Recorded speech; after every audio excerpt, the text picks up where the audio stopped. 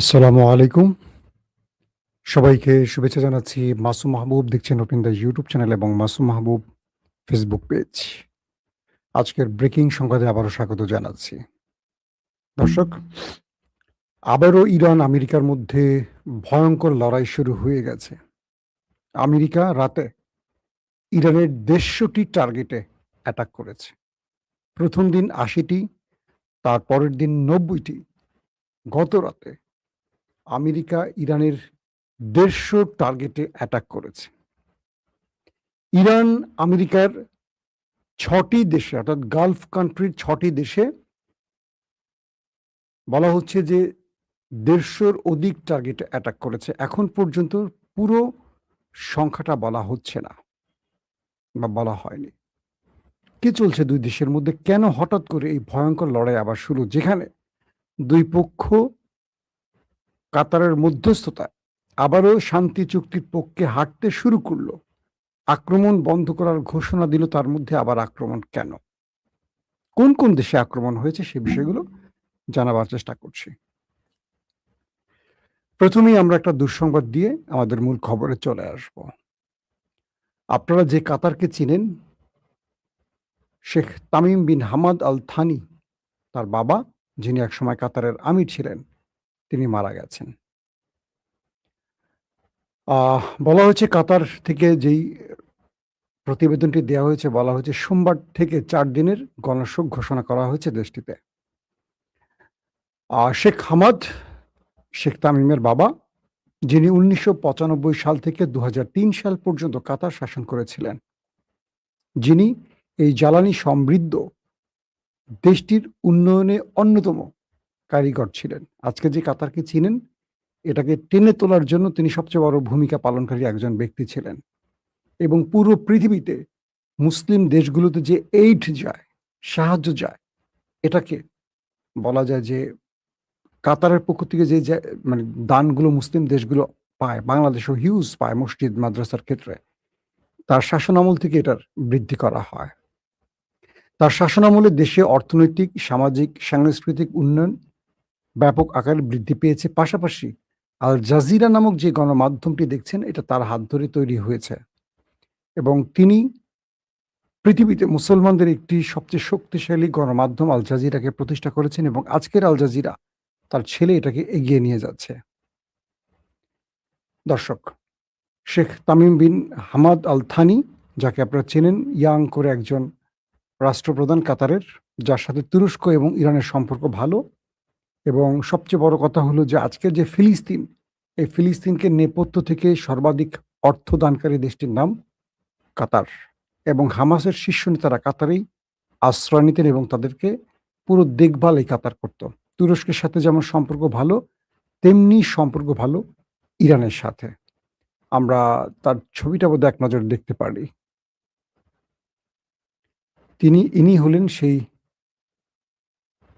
Sheikh Hamad, যার কথা বলছি।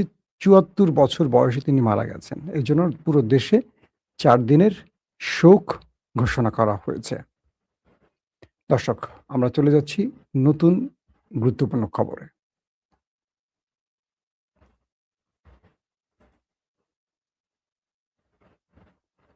ইরান আমেরিকার যে লড়াইটা, এটা কখনো থামছে, কখনো বন্ধ হচ্ছে। কালকে সূত্রপাতটা কিভাবে? সেটি হলো হরমুজ প্রণালী দিয়ে আবারও ২ টো জাহাজ প্রবেশ করে ইরানের নির্দেশ অমান্য করে। ইরান যে নির্ধারিত রুট বলে দেয়, সেই রুটকে অ্যাভয়েড করে আমেরিকা যে রুট বলে দেয়, সেই রুট দিয়ে প্রদক্ষিণকালে ইরান সেই জাহাজগুলোকে টার্গেট করে বড় আকারে আক্রমণ চালায় এবং সেই জাহাজগুলো ছিল জর্দানের খুব কাছাকাছি।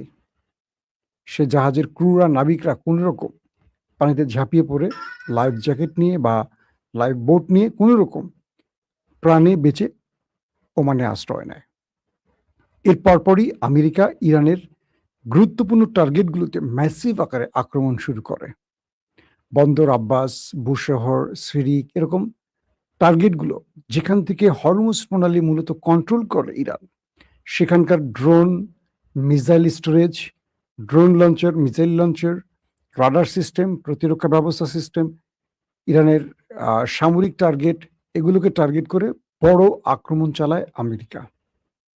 এর কয়েক ঘন্টা পর ইরান, জর্দান, বাহরাইন, কুয়েত, কাতার এবং ওমান সহ আরো একটি দেশে বড় আক্রমণ চালায়। ইরান একই সঙ্গে শত শত মিসাইল এবং ড্রোন দিয়ে আরবের এই দেশগুলোকে টার্গেট করে। জর্দানে থাকা মার্কিন একটি ঘাঁটিকে পুরো তছনছ করে ফেলে। কাতারে আল উদাইদ যে বিমান ঘাঁটিটি আছে, এবং আল উদাইদ আমেরিকার গালফের সবচেয়ে বড় একটি ঘাঁটি বলা হয়। এটার মধ্যে তাদের যে যুদ্ধ বিমান রাখাল স্থান, মেইনটেনেন্স সিস্টেম এবং প্রতিরক্ষা ব্যবস্থা যেখান থেকে কন্ট্রোল করা হয়, কমিউনিকেশন সিস্টেমগুলোকে ধ্বংস করে ফেলে একটার পর একটা মিসাইল এবং ড্রোন অ্যাটাক চালিয়ে।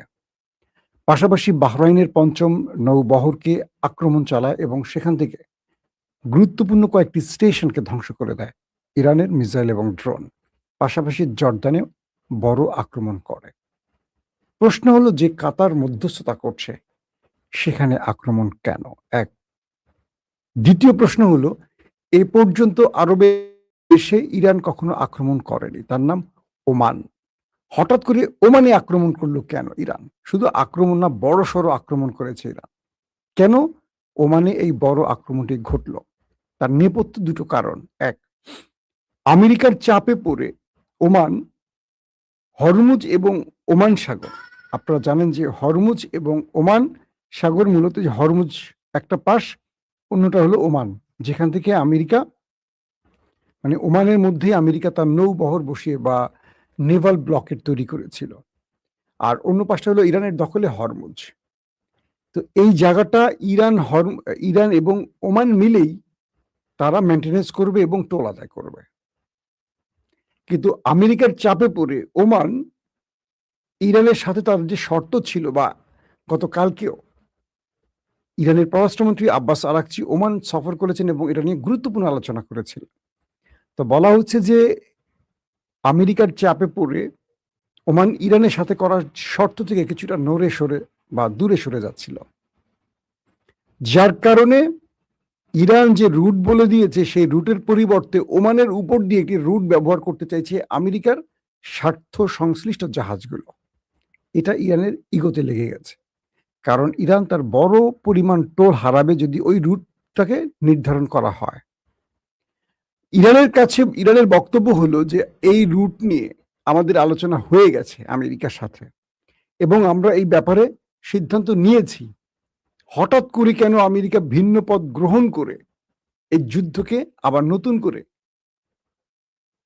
কি বলবো, দুই দেশের মধ্যে উত্তেজনা বৃদ্ধি করে দিচ্ছে বা যুদ্ধকে লাগিয়ে দিচ্ছে? আমেরিকার পেন্টাগনের প্রতিরক্ষা মন্ত্রী পিট হেগসেট তিনি বলছেন, ইরান এই যুদ্ধটি নতুন করে শুরু করে অনেক বড় ভুল করেছে, এটার জন্য ইরানকে অনেক বড় মাসুল দিতে হবে। পিট হেগসেট ইরান তার পাল্টা জবাবে বলেছে যে একপক্ষীয় এই চুক্তি বা ডিল আমেরিকা এই মধ্যপ্রাচ্য অঞ্চলে শান্তিকে ধ্বংস করার জন্য করছে। এই একপক্ষীয় ডিল ইরান মানে না। প্রয়োজনে ইরান লম্বা যুদ্ধের জন্য প্রস্তুত, অর্থাৎ একে অপরকে আক্রমণ করে আবার বক্তব্য শুরু হয়ে গেছে। বলা হচ্ছে ইরান ওমানের মধ্যে এই আক্রমণটি করার প্রধান কারণ হলো যাতে ওমান বুঝতে পারে ইরান তাকে ছাড় দেবে না। এক, আমেরিকার চাপে পড়ে ওমান যে ইরানের সাথে কিছুটা বিট্রে করছে বা ইরানের স্বার্থের বিরুদ্ধে ওমান যাচ্ছে, এই মাইটটা দিয়ে ওমানকে আবার ইরানের পক্ষে আনার ব্যবস্থা করছে। কারণ এতদিন সব আরব দেশ মার খাইছে, সৌদি আরব, আরব আমিরাত বাদ যায় নাই। একমাত্র দেশ ওমান যারা মাইর খায় না ইরানের হাতে, কারণ ওমান মধ্যস্থতা করছিল এবং আলোচনা টেবিলে ছিল। ওমানের সাথে ইরানের সম্পর্ক ভালো। ইরানের সাথে কিন্তু কাতারের সম্পর্ক ভালো, কাতারকেও ছাড় দেয় নাই। তবে এখন পর্যন্ত এই দ্বিতীয় তৃতীয় ফেজে এসে তারা কোনো বড় কিছু বলেনি। কয়েকটি গণমাধ্যম কি বলছে শোনেন। গভীর রাতে যুক্তরাষ্ট্র জানিয়েছে হরমুজ প্রণালীতে একটি বাণিজ্যিক জাহাজে ইরানের আরেকটি হামলার পর এই সপ্তাহে ইরানের বিরুদ্ধে তৃতীয় দফা সামরিক হামলা শুরু করে আমেরিকা।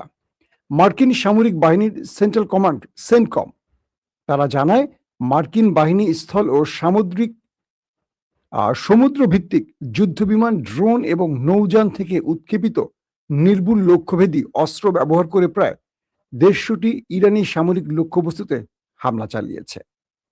এতে বলা হয়েছে লক্ষ্যবস্তুগুলোর মধ্যে ক্ষেপণাস্ত্র ও ড্রোন ঘাঁটি, নৌ সক্ষমতা, গোলাবারুদ মজুত কেন্দ্র, যোগাযোগ নেটওয়ার্ক এবং উপকূলীয় নজরদারি অবস্থান অন্তর্ভুক্ত ছিল।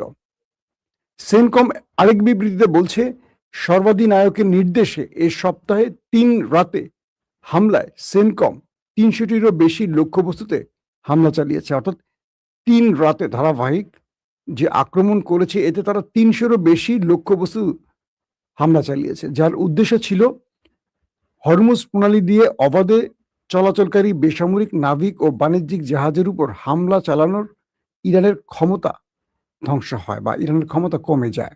এটা কে বলছে? আমেরিকার সেনকম। আরো বলা হয়েছে, সামরিক অভিযান সত্ত্বেও হরমুজ প্রণালী দিয়ে বাণিজ্যিক জাহাজ চলাচল অব্যাহত রয়েছে। এটা বলছে কি? আমেরিকা। কিন্তু আসল খবর হলো, ইরান হরমুজ প্রণালী আবার বন্ধ করে দিয়েছে। আবার তেলের বাজার অস্থির হয়ে পড়েছে। কাল রাত থেকে হরমুজ পুরোপুরি ইরান বন্ধ করে দিয়েছে। সেনকমের তথ্য মতে মে মাসের শুরু থেকে মার্কিন বাহিনী এই কৌশলগত জলপথ দিয়ে 40 কোটি ব্যারেল অপরিশোধিত তেল বহনকারী 800রও বেশি বাণিজ্যিক জাহাজের চলাচল সহজ করতে সহায়তা করেছে। এটা বলছে আমেরিকা। যদিও এই তথ্যগুলোর অধিকাংশই গুল মারছে, অর্থাৎ গুল মারছে, বুঝছেন তো? ইরান এখান থেকে খুব একটা জাহাজকে ঢুকতে বেরোতে দেয়নি। এবং মার্কিন সামরিক বাহিনী জানিয়েছে তারা ইরানের এতগুলো আক্রমণ, আচ্ছা, আমেরিকা আরেকটি জায়গায় বলছে যে তারা বন্দর আব্বাস, সিরিক, চাবাহার, বান্দরি দেওক, জাস্ক ও আসুলে বিস্ফোরণের খবর পাওয়া গেছে। ইরানের বিপ্লবী রক্ষী বাহিনী হরমুজ প্রণালী সাময়িকভাবে বন্ধ ঘোষণা করেছে এবং তাদের ভাষায় একটি পথ তারা তৈরি করেছে। সেই পথের বিকল্প কোনো জায়গায় যদি ব্যবহার করা হয়, ইরান কন্টিনিউ এই আক্রমণগুলো চালাবে। তার মানে আমরা যা বোঝার বুঝে গেলাম, অর্থাৎ ইরান আমেরিকাকে আর ছাড় দিতে রাজি নয়। এখন এখানে আরেকটি তথ্য পাওয়া গেছে, ইউরোপ তারা ইরানকে হরমুজ প্রণালীতে টোল দিয়ে ফ্রি রোড ব্যবহারের অনুমতির পথে হাঁটছে। মানে কি? যখন আমেরিকা এই হরমুজ প্রণালী ইরানের কন্ট্রোলের বাইরে রাখার জন্য একটার পর একটা আক্রমণ চালাচ্ছে, তার শক্তি খরচ করছে, তখন ইউরোপীয় দেশগুলো সিদ্ধান্ত নিয়েছে তারা এই পথ দিয়ে যাতায়াতের জন্য একটা মেনটেনেন্স ফি ইরানকে দিতে রাজি। হয়তো তারা এটাকে টোল বলবে না, কিন্তু একটা মেনটেনেন্স ফি তারা দেবে ইউরোপের দেশগুলো। তাহলে আমেরিকার জন্য আরেকটা ধাক্কা চলে এলো, কারণ ইউরোপ ইরানকে মেনটেনেন্স ফি দিতে রাজি, আর ইরানও বলছে আমি টোল নেব না, মেনটেনেন্স ফি দিবা, তুমি আমার সাগর দিয়ে যাবা, আমি তোমাকে নিরাপত্তা দেব, তোমাকে বিভিন্ন বিষয়ে সাহায্য করব। অনেক ক্ষেত্রে হরমুজ যেহেতু আমার জলসীমা, আমাকে তোমার লাগবে, আমি তোমার এখানে পরিবেশ পরিস্থিতি বা পরিবেশ পরিষ্কার পরিচ্ছন্নতার জন্য, আবহাওয়া ঠিক রাখার জন্য, আবহাওয়া মানে হলো যে ধরেন সাগর ব্যবহার করতে গেলে তো সাগরের অনেক রকম বর্জ্য পড়ে, বিভিন্ন কিছু, এগুলো সব আমরা ক্লিয়ার করে দেব, এটার জন্য তুমি আমাকে একটা মেনটেনেন্স ফি দিবা। এটাই ইরান চায়, এটাকে টোল বাদ দিয়ে মেনটেনেন্স ফি নাম দিচ্ছে। তো এটা ইউরোপ দিতে রাজি হচ্ছে। কিন্তু এখন যে অবস্থাটা তৈরি হয়েছে নতুন করে, আমেরিকা ইরানে আক্রমণের পর ইরান নতুন করে 6টি দেশে যে বড় আক্রমণ চালিয়েছে, এতে করে আমেরিকার ব্যাপক ক্ষয়ক্ষতির খবর আসতে শুরু করেছে।